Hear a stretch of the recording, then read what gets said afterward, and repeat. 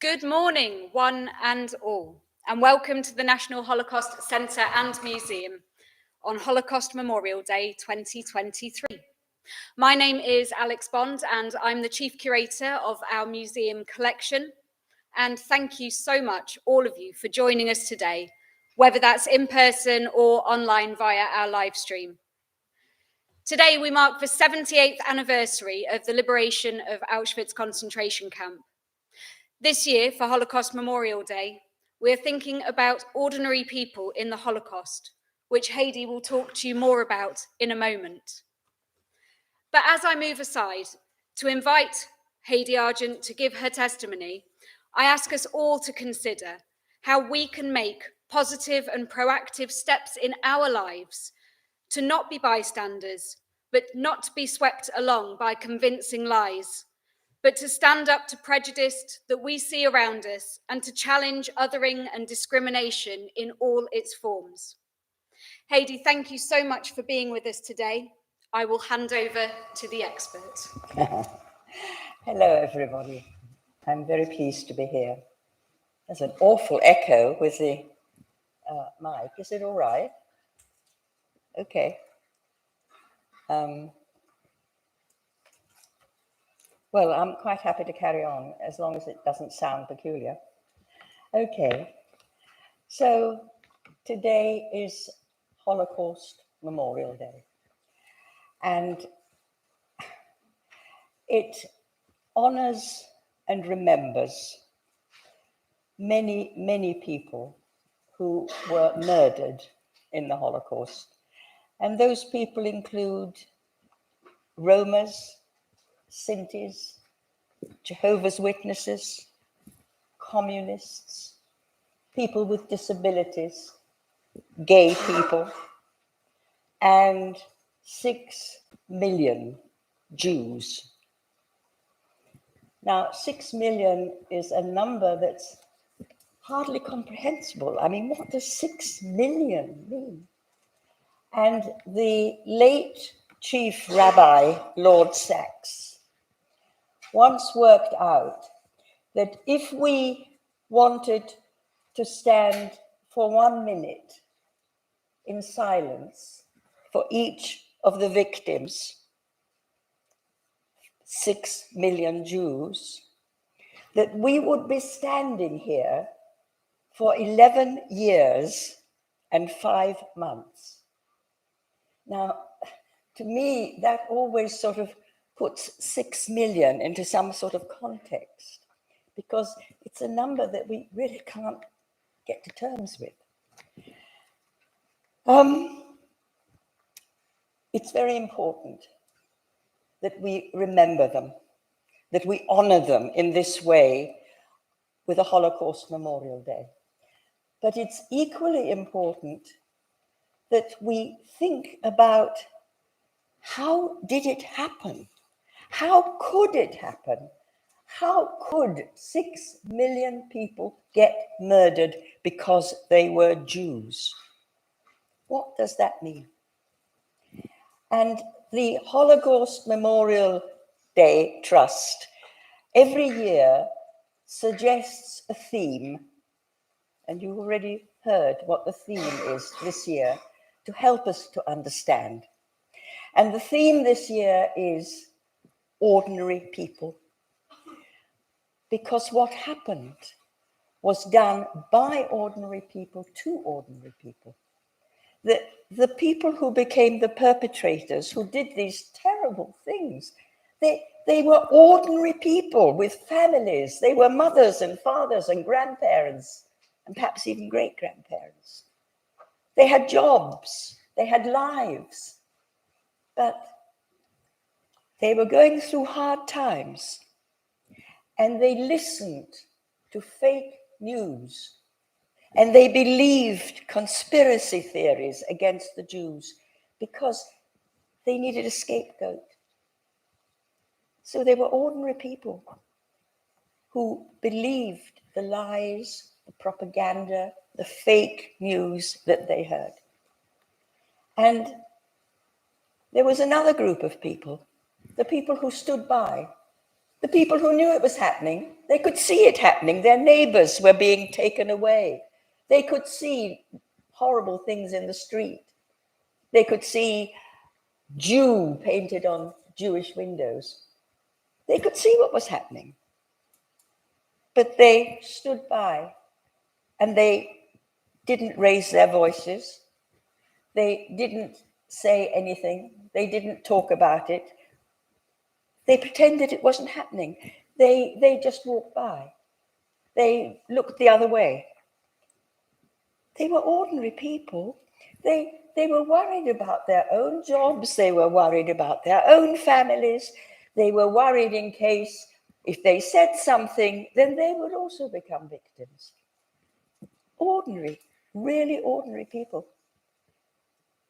But there were some people who did not stand by, who were very brave, who risked their own lives and their own families and their own jobs because they hid a Jewish child or helped to save a Jewish family, probably their neighbors, but they were brave. They did not look the other way. They did something, and they were the righteous. But they were ordinary people. They were just like you and me, but they decided to stand up for what they knew was right. And they became known as the righteous Gentiles. And in Jerusalem, in the Holocaust Memorial Museum in Jerusalem, it's called Yad Vashem. In that museum, there is, in the gardens of it, a huge, long alley, an avenue of trees. And each tree is devoted to remembering a righteous Gentile with their story of what they did. So they were ordinary people too, but they are remembered today on Holocaust Memorial Day together with the ones who perished. And a lot of the righteous Gentiles perished because they were punished, because they stood up to be counted. Now,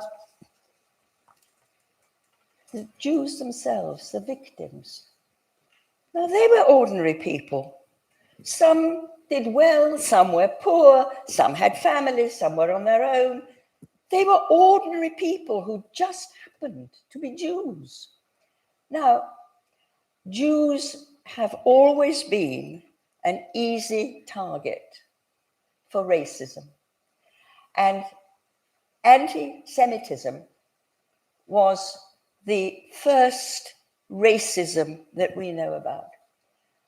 It's racism against Jews, anti-Semitism. And it started more than 2,000 years ago when the Jews were first expelled from Jerusalem and they had to go all over the world to find a home. They dispersed. And wherever they lived, they became targets of prejudice. There was one particular country, it used to amuse me when I heard this when I was your age.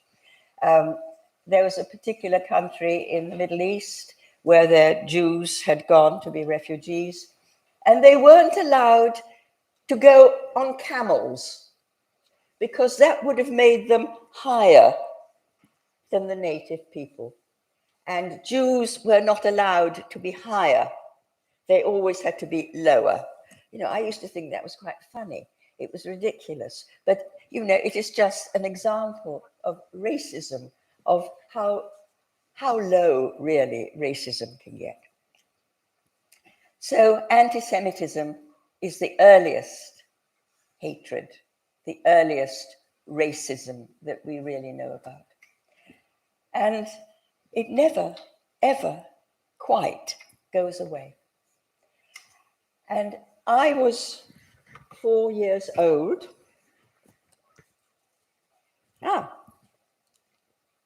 This is not the latest one. Never mind. Okay. It's the one of me as a child of 4 that isn't there. It should be the next slide. No, that's the next slide. It's the old, you've got the old one. Never mind, there's nothing we can do about it now. You would have seen a picture of a 4-year-old child, blonde with curly hair, and it actually was me.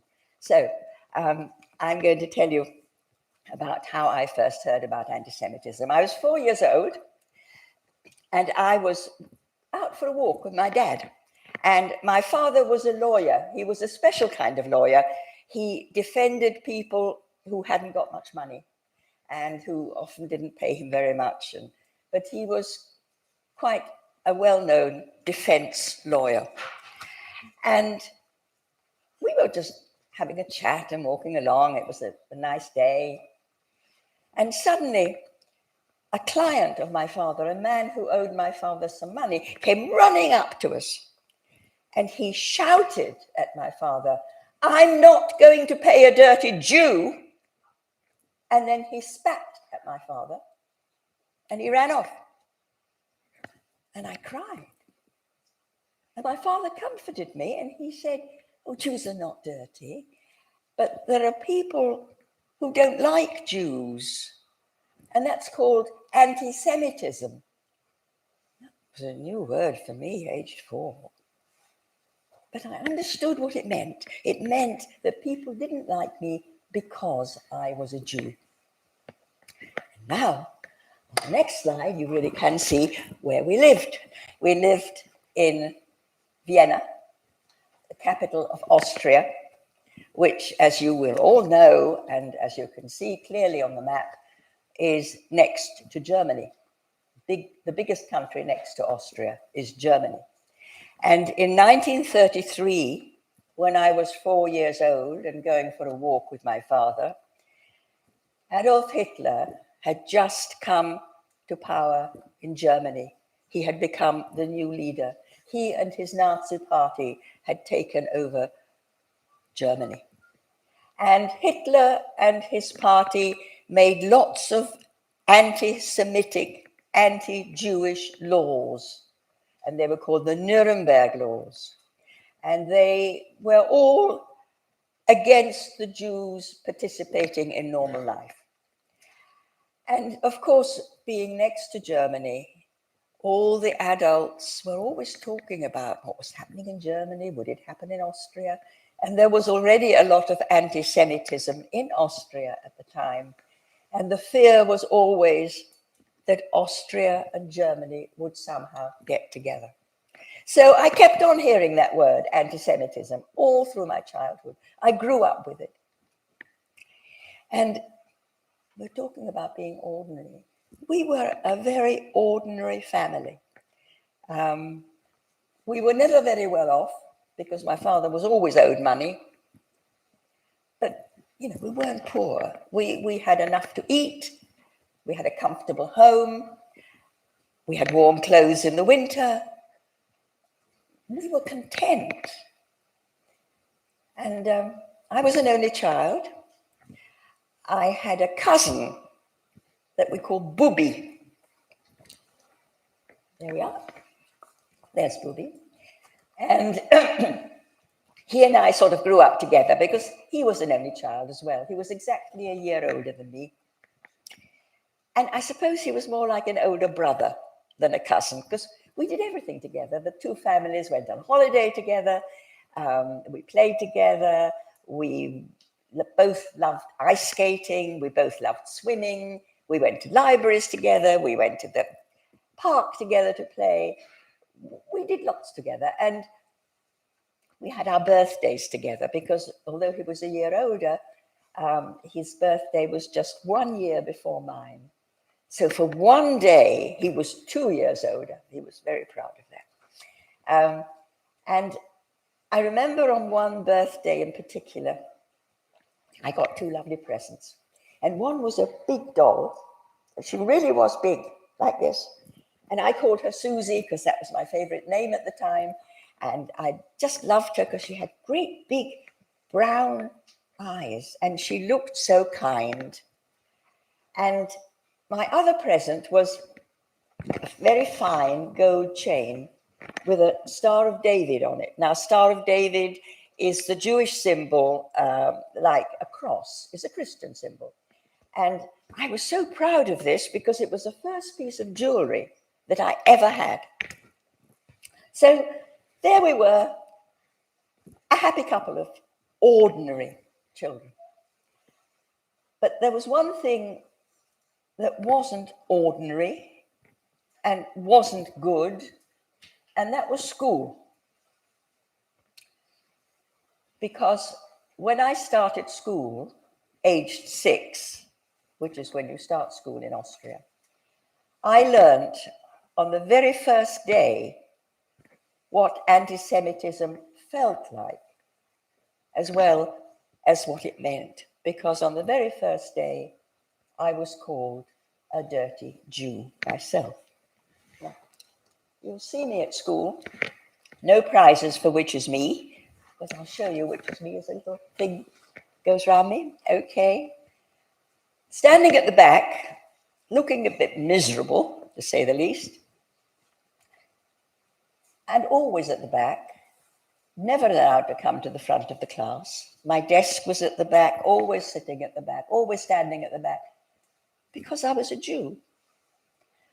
I wasn't ever included in any activities or out of school activities because I was a Jew. I wasn't ever chosen for any team, sports, doing a play. I always wanted to have a part in a play, never got one because I was a Jew. And no one would play with me because I was a Jew. And I was really very miserable at school. And then something happened that made it a little better. And that was when a little girl called Gertie, now you can see Gertie because, can you see the white blob on the left-hand side of the picture? Everybody see the white blob? Yeah? Okay, I didn't put it there, it just happened to be there, very useful, because I can tell you that by that blob is a little girl called Gertie. And one day, Gertie came up to me when I was standing in the playground on my own, as usual, just watching the other children play. And Gertie came up to me and she said, "Do you want to play?" And I said, "Yes." And we played just like that. And then the next day, Gertie came up to me and she said, "Do you want to play?" And I said, "Yes." And we played. And then Gertie started coming to my home to play. And she really was my first proper friend. And one day, I said to Gertie, "How come you play with me? Don't you know that I'm a Jew?"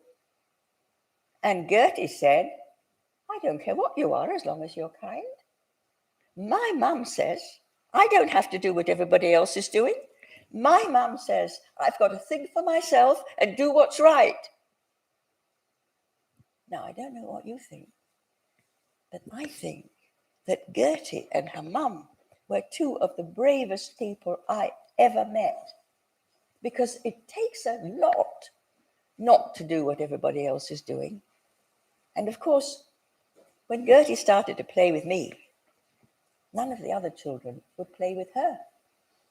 And they started calling her names. And she was a dirty Jew lover. So I remember Gertie and her mum with gratitude. And I've remembered them all my life because I think it was such a kind, brave thing to do, not to stand by and let it happen. But there was something that happened at school every year, and even Gertie and her mum couldn't help me in any way. And that was when somebody called St. Nicholas used to come into our school every year. Now, St. Nicholas is like Santa Claus, a white beard and a red cloak, but in Austria he's called St. Nicholas. And St. Nicholas comes to primary schools. And I was in primary school. I suppose it would be the equivalent of year 4, year 3 or 4.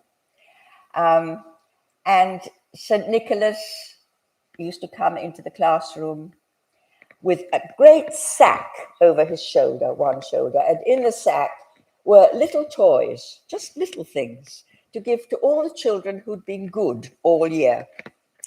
And on this other shoulder, he'd carry a birch rod to whip all the children who'd been bad all year. And he'd come into the classroom and he'd put the bag down on the teacher's desk and open it up, and he had the register so he could call down the names of all the children who'd been good all year. And they'd come one by one, and he'd give them all a little toy, and they'd go back to their desks. And then he'd say, and now for all the children who've been bad all year. And there'd only be me left, because I was the only Jewish child in the class. And he'd make me come to the front, call my name, and he'd raise the birch rod. And then he wouldn't really ever hurt me, but he would pretend to hurt me. And that made all the other children laugh. And worst of all, it made the teachers laugh. So I'm sure you can imagine that life at school for an 8-year-old Jewish child was not great. I loved the lessons, but I hated going to school. And then something happened that made everything worse. And that was something called the Anschluss. It was what people had feared.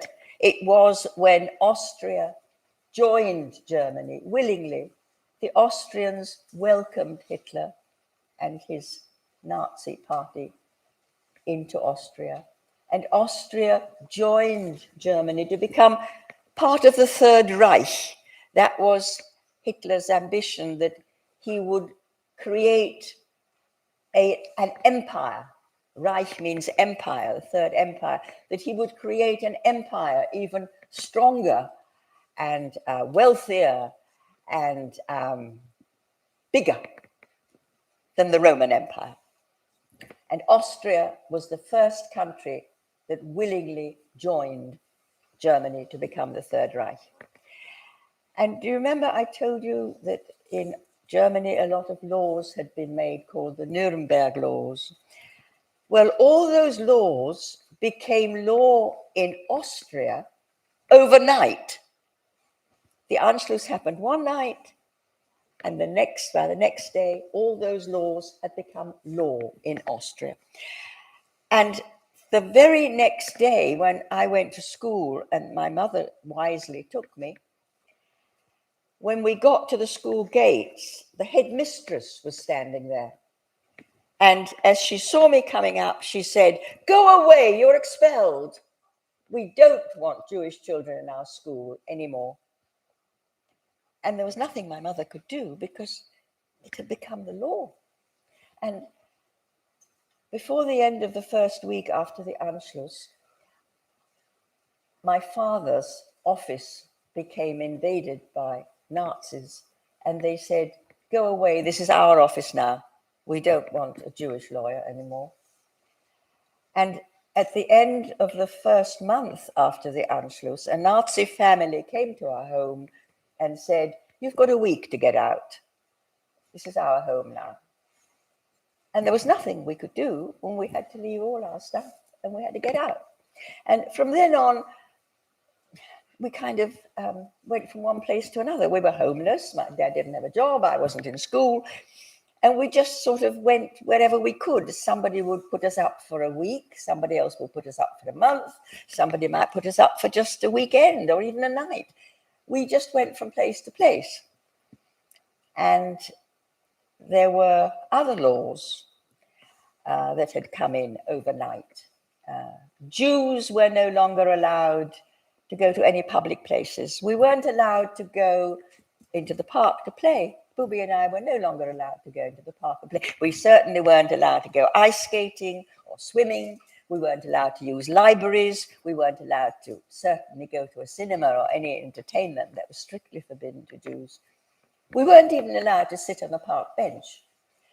So life became pretty intolerable and scary. really scary because we never knew what was going to happen next.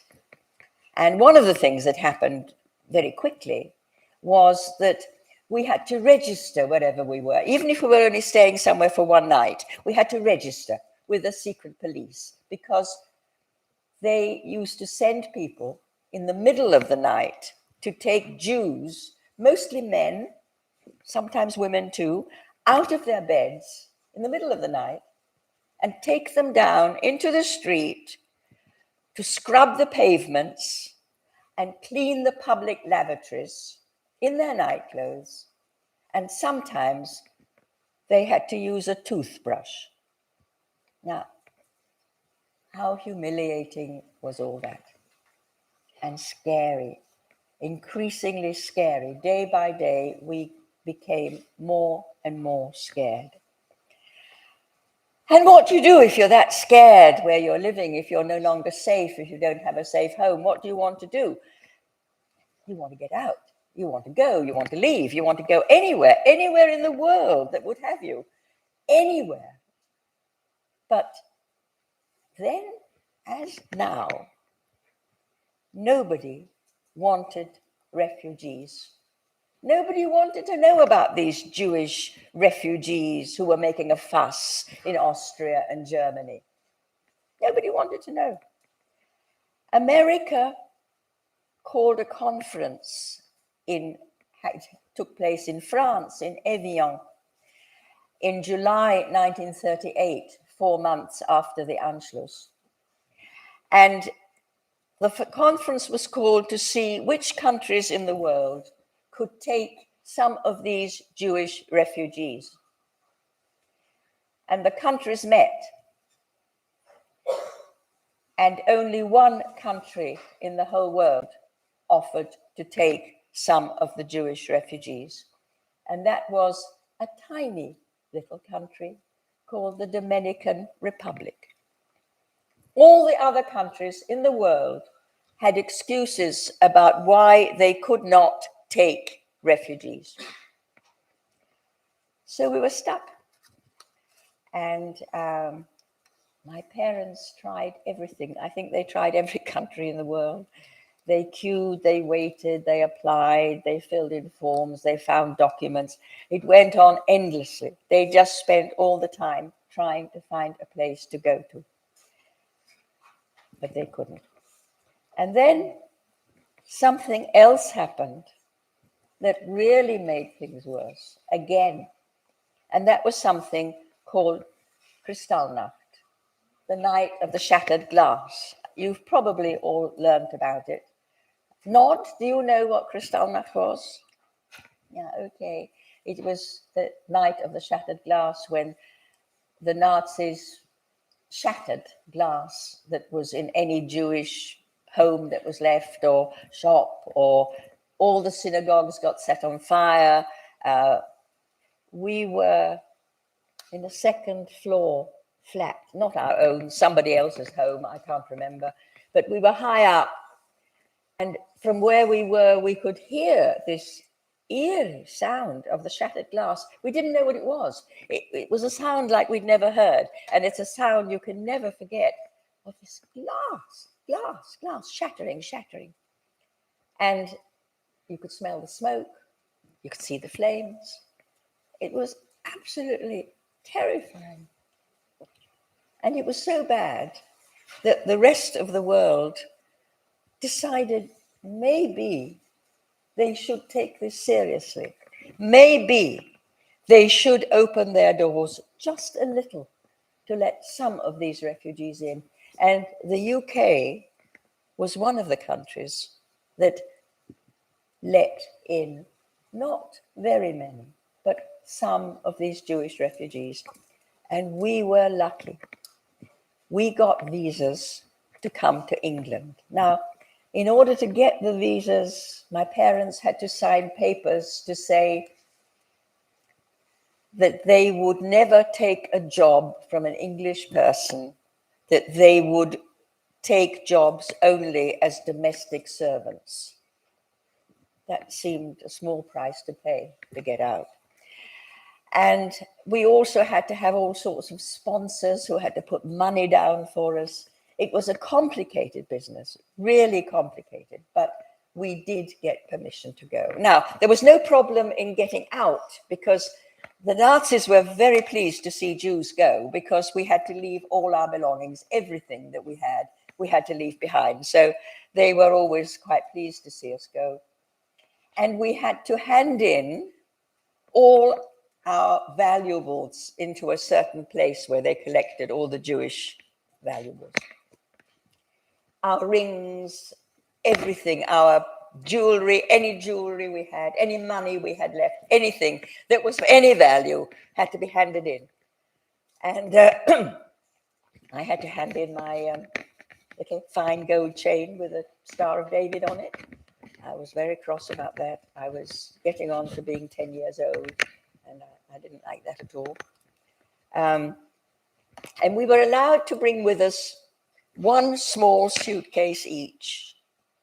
A suitcase the size that you would take into an aeroplane, you know, into the cabin.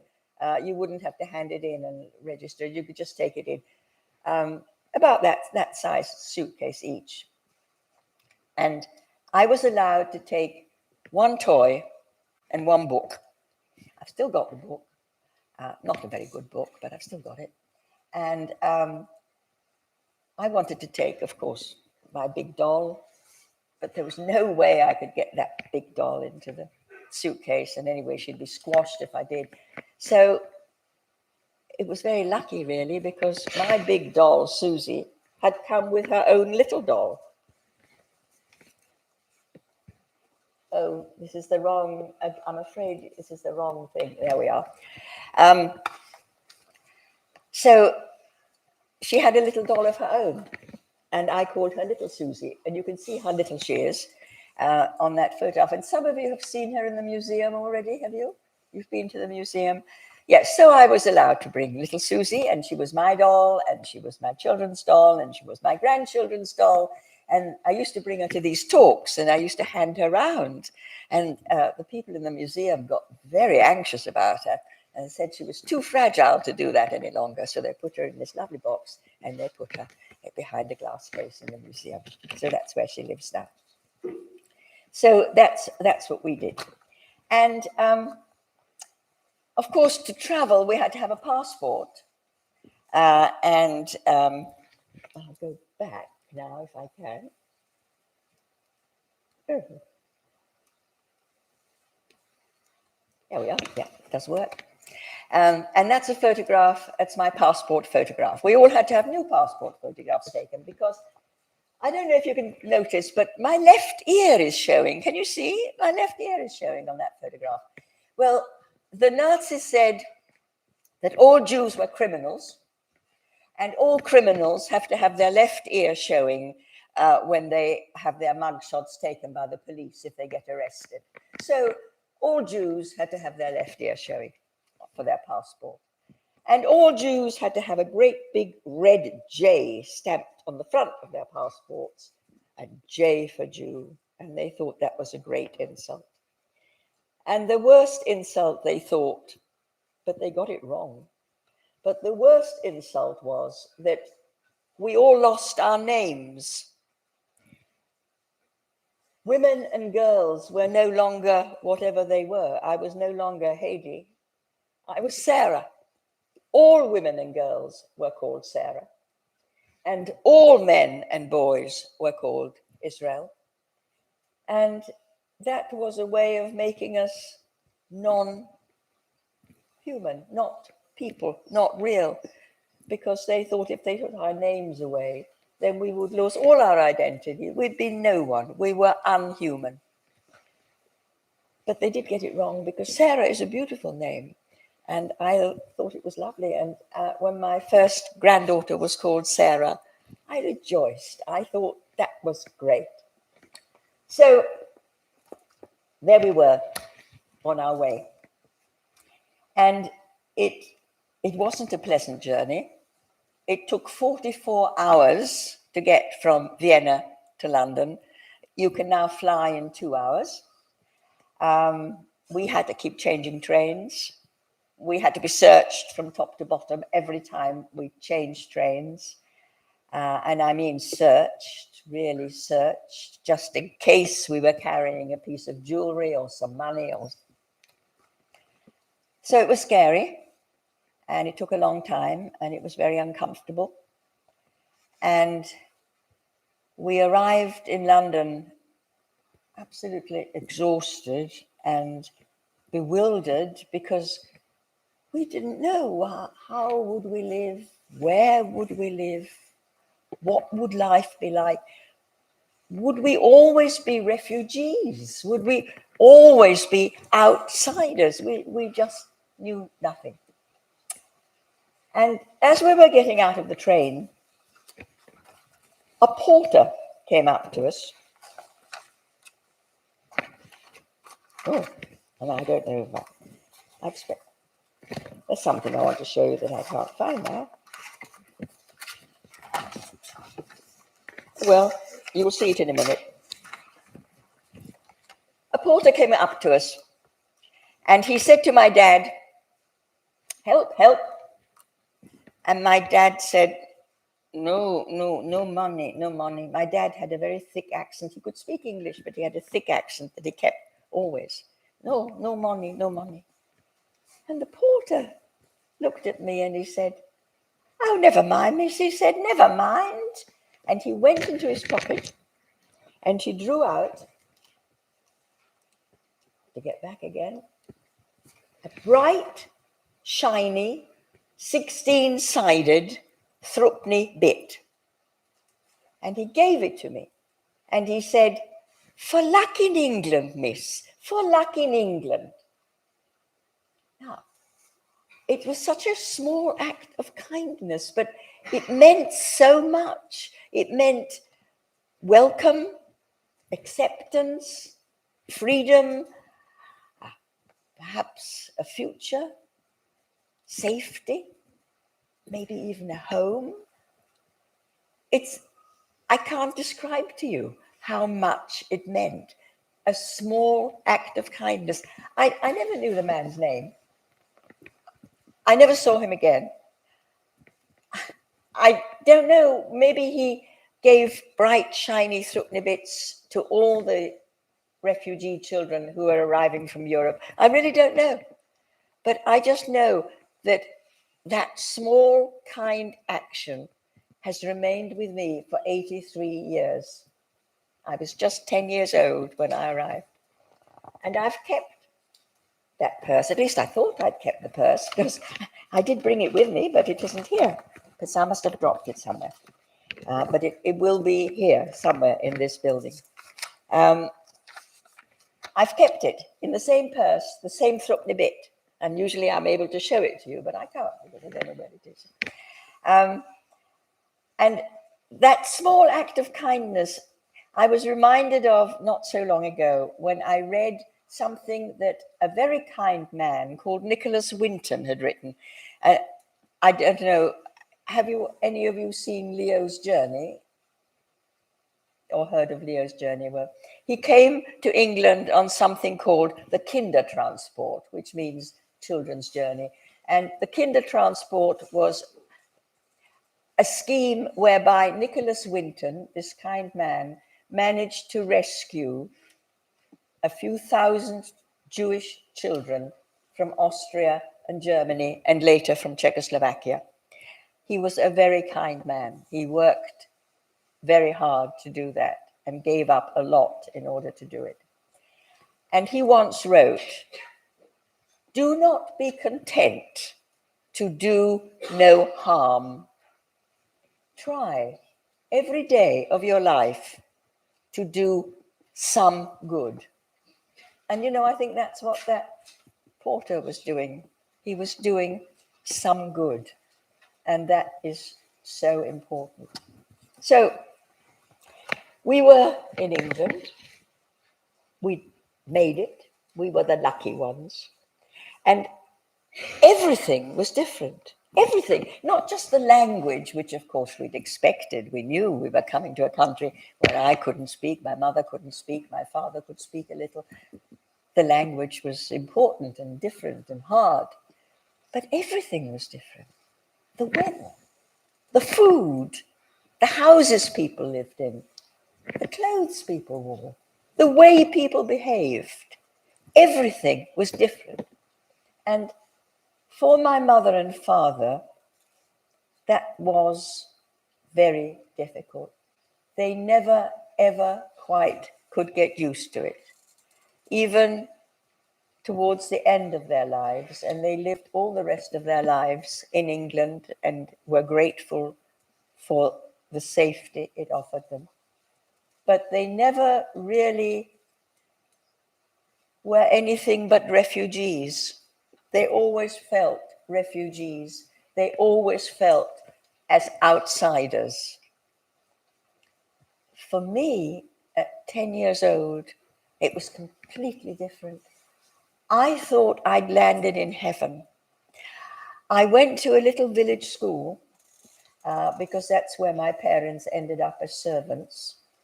And everybody played with me. Everybody talked to me. Nobody called me names. I couldn't believe that school could be like that. I absolutely loved it.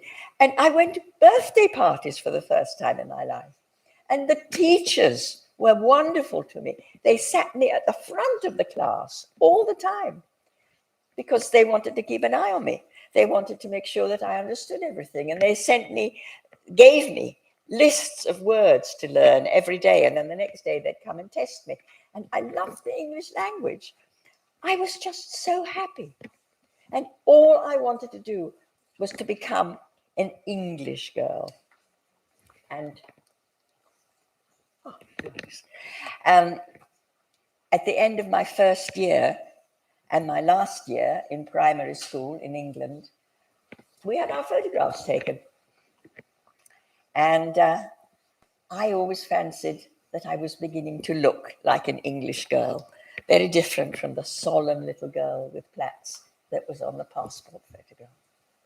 So here we were, and we really were the lucky ones, because my cousin Booby and his mum and dad, my uncle and aunt, and our grandmother who lived with them were not as lucky.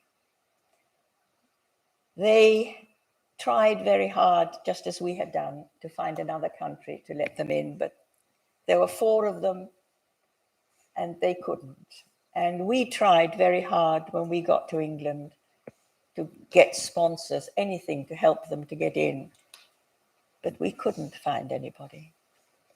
And 6 weeks after we arrived here, the war started, the Second World War began.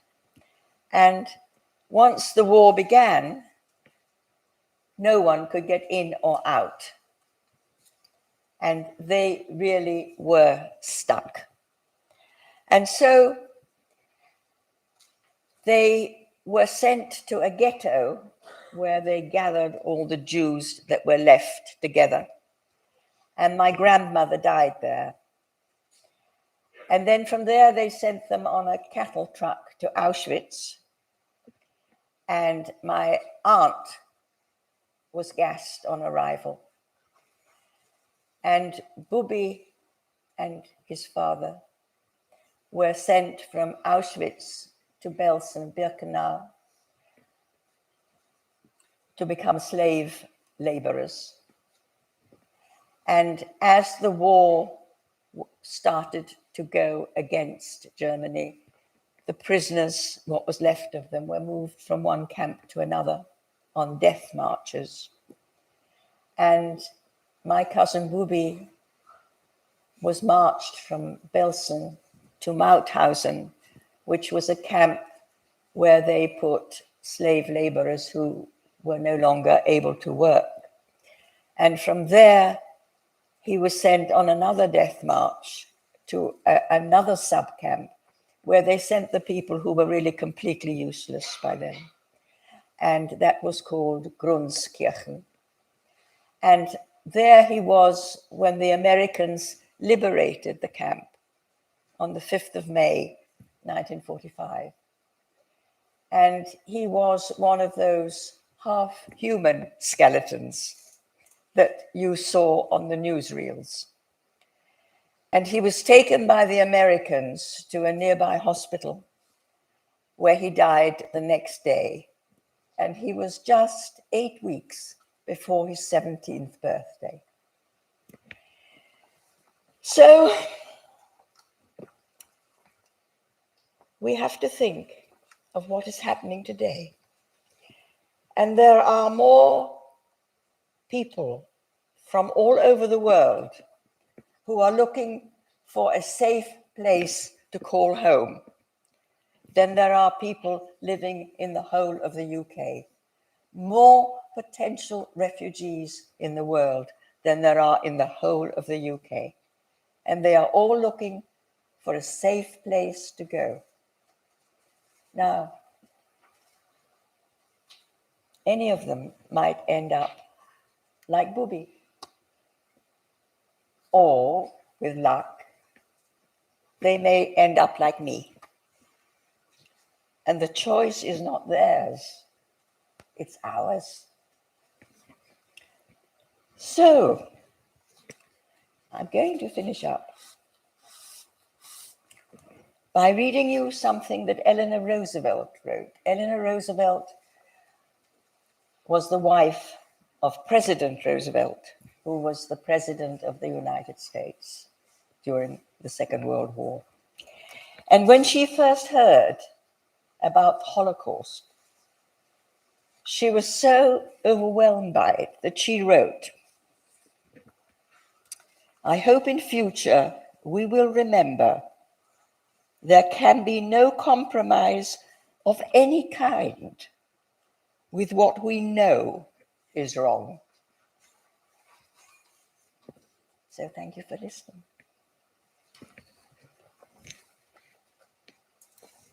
Thank you, Hedi.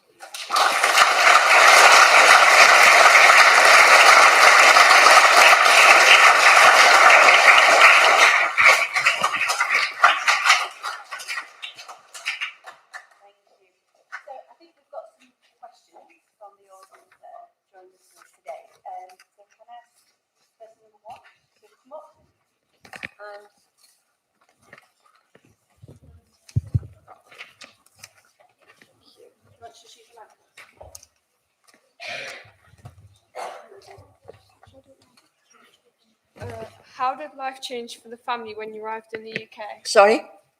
How did life change for the family when you arrived in the UK? Well, I think totally, absolutely everything was different. I mean, my father, who'd been a professional man, became a butler. My mother became a cook. For me, it changed for the better, but for them, it changed for the better as far as safety was concerned. They had a home, they were safe, nobody was going to persecute them because they were Jews. But life became, I suppose you could say, empty for them. The fullness, the joys, the variety of life, the things that they used to do, none of that was available to them. So it was just completely different. For me, it was different because suddenly I was happy and free and an ordinary child. Thank you. Okay, next question, please.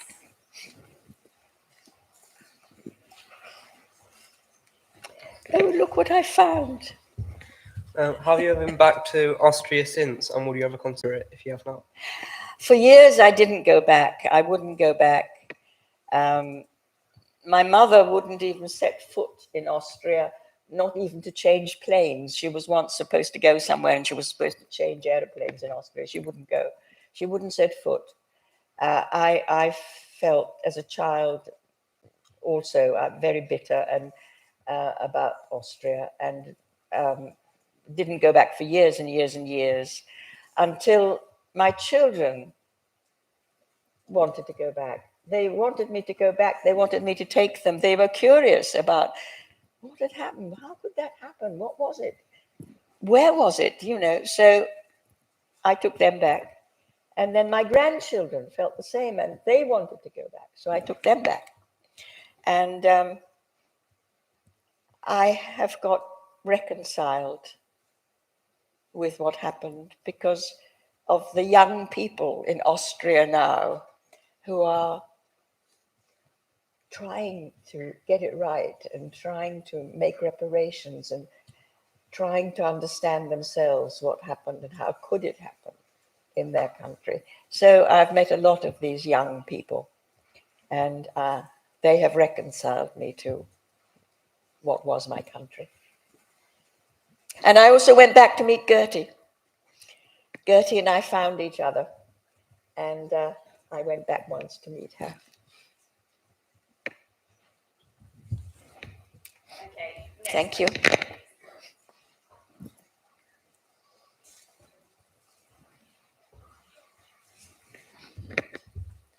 What Gertie and her mum did was very brave. Why do you think most ordinary people didn't act like them? Sorry, say that again slowly. What Gertie and her mum did was very brave. Why do you think most ordinary people didn't act like her and her mum? Who was Gertie, are you talking about? Yeah, Gertie and her mum was very brave. Why didn't the other people like Yeah. her? Because she played with a Jewish child and because she came to a Jewish home. That was all. I mean, before that, she'd been just one of the ordinary kids in school. But when she started playing with me and coming to my home, they called her a dirty Jew lover. And it's important. Racism often starts with words. When you start calling people names, when you use names without respect, a lot of nasty stuff starts with words. Thank you. Okay, next question, please. Do you forgive the people that did this to you and your family? Sorry, say it again loudly. Do you forgive the people that did this to you and your family? I'm sorry, I haven't got the question here and I can't hear you. It's my fault because I'm old and can't hear. It's not your fault. Let me see what the question is. So the question is, do you forgive the people that did this? Ah, yes. Well, I think I started sort of saying that forgive I can never forgive what happened to my family. 17 members of my immediate family were murdered. That's not normal. That's not something that, you can forgive, but you can reconcile. You can come to terms with how and why, and that they were ordinary people who were misled. We can see today, I know ordinary people, not so much older than you, who are being misled by fake news, by conspiracy theories, who believe them. And they're just ordinary people, ordinary young people like you, but they are believing conspiracy theories. They are believing nonsense that's being talked about, said, but they believe it, and they believe it maybe because they're having problems or something, or having a bad home life, or are poor or are hungry. I don't know why they do, but they do. Ordinary people listen to bad stuff. And I can reconcile with that, the fact that that happened and that must never happen again. And as I said, I have met young Austrians who are really themselves trying to understand what happened and to make amends. So in that sense, I don't forgive, but I feel reconciled. Thank you. Okay, I think there's one more question.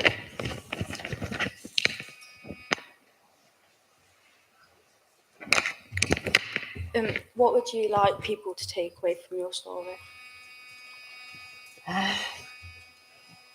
the importance of kindness.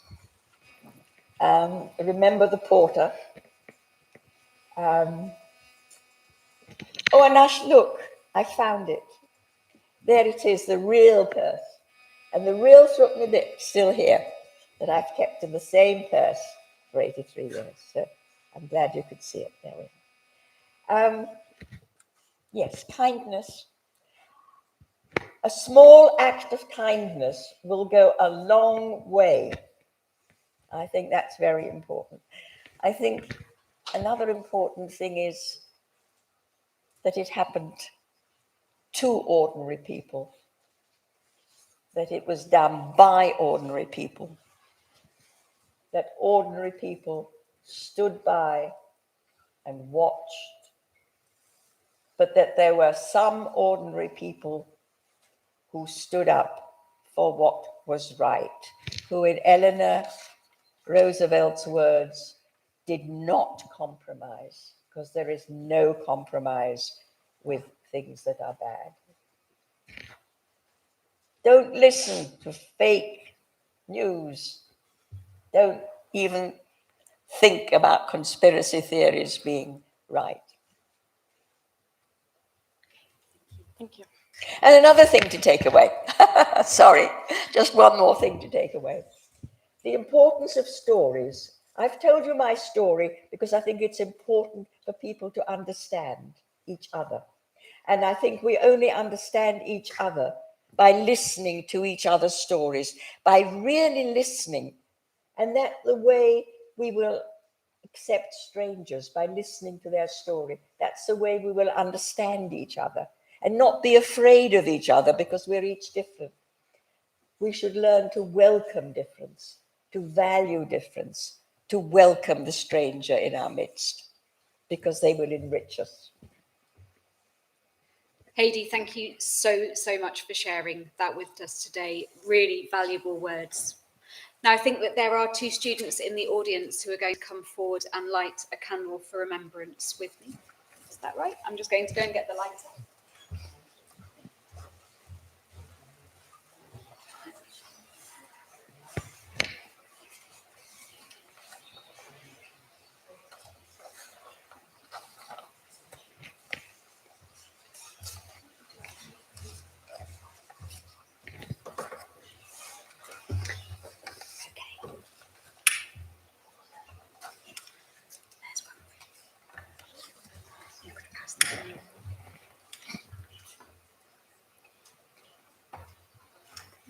There we are. We light this candle together in memory of the 6 million who lost their lives in the Holocaust. Thank you very much. Amazing. Wonderful job.